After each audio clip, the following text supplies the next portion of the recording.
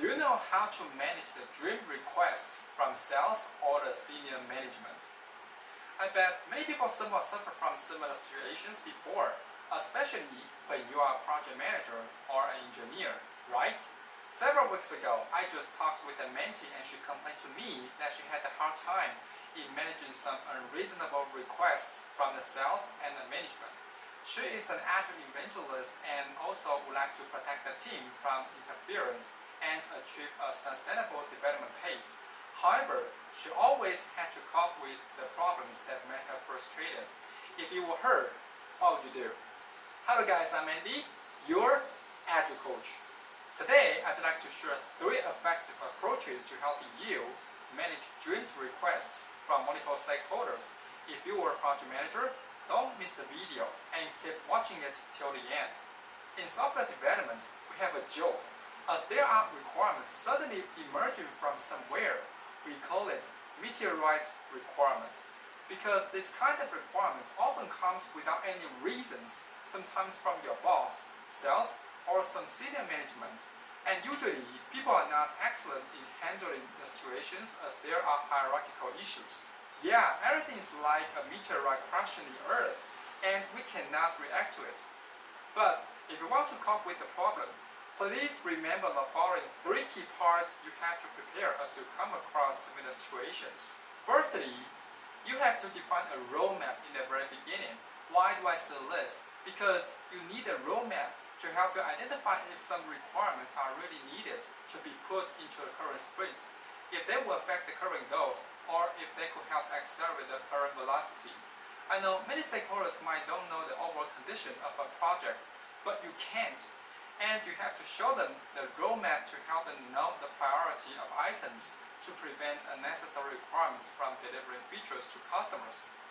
And then, ask more questions to those requirements to check if they are really needed, because often the sales or the management don't validate the requirements, such as user research or data collection to support their viewpoints. These are typical forms of dreamed requests that might happen to anyone. If that happens to me, I will ask some questions to help them further check the requirements. Who is it for? What kinds of problems it's going to resolve?